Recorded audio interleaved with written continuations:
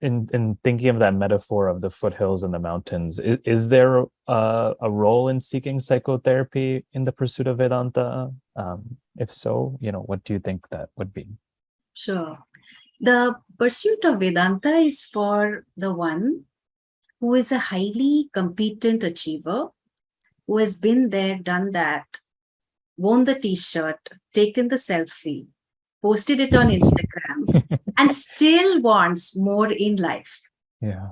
So, but just because of the punya that exists in our lives, we might not have the required maturity, or what is often referred to as qualifications in Vedanta, and we have just parachuted into the pursuit.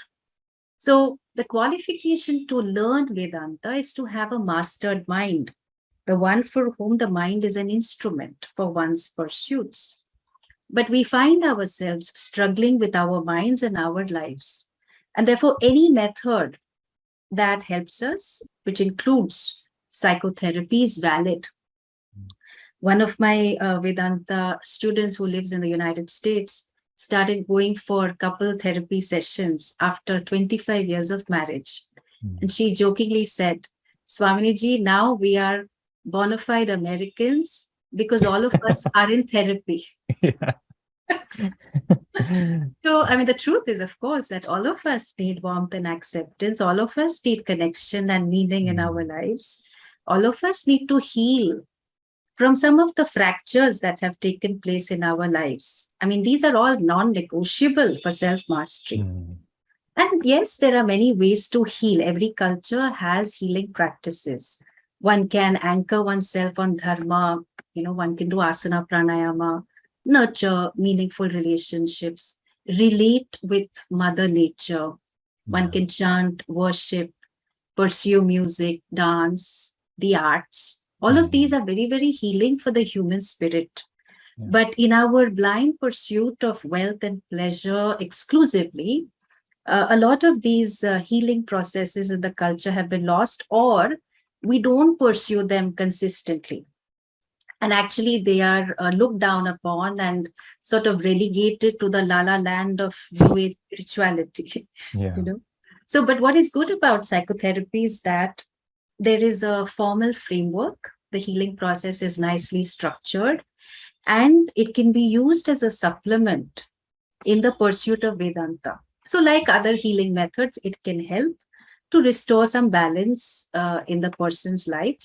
Of course, the final healing can only happen in Vedanta. Sure. Meaning finding your fullness or your wholeness. That's right. Okay.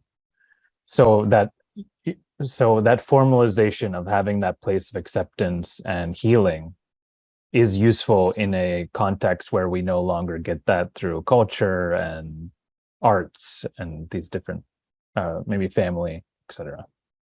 Yes. And I would also think that the psychologist or psychotherapist will introduce some of these into the person's life. Because every person needs some healing practices which have been lost in the culture or which have been relegated in the background. Yeah. And so, I mean, a good psychotherapist would do that anyway. Yeah, and it does seem like mainstream psychology, well, is still, there's a lot of wrong with mainstream psychology, but I think there is a new wave of psychology that is really integrating arts and spirituality and all these different perspectives into therapy as well. You mentioned transpersonal psychology. Yeah, true. Yeah. Psychotherapy can help a Vedanta student. In fact, I have recommended it to some people. If a student is not able to internalize the attitude of acceptance and equanimity in life, despite a few years of Vedanta study. Yeah. So that could be one. Or there have been experiences of trauma that require processing and which cannot be done in a collective class situation. Now, there will be very few gurus who have a background in psychology. So the guru may choose that I am not going to engage too much on these psychological matters. My job is to Sure. teach, and that's it. And the guru has a right to say that. Mhm. Of course, most traditional gurus will have a very good understanding of psychology. And I don't necessarily mean Western psychology, just psychology of the human mind, the way the mind works, and so on. And then another possibility where it would help the student of Vedanta to seek therapy would be if one is going through a life transition, like the sudden death of a loved one. Mhm. Like I had one person who experienced 3 deaths in 2 years. And there's just so much time that I could spend with her. And so I said, no, I think, for this grieving process, you need some special time with a special person. Or if suddenly one gets a diagnosis of a terminal illness, or one is going through a divorce. So these kinds of life transitions may require additional support through psychotherapy. Yeah. But the coming back to that role of sitting with the guru, that's transformative in itself. And as Vedanta students, we miss that. That's right. Right. And also, the psychotherapist is not the guru.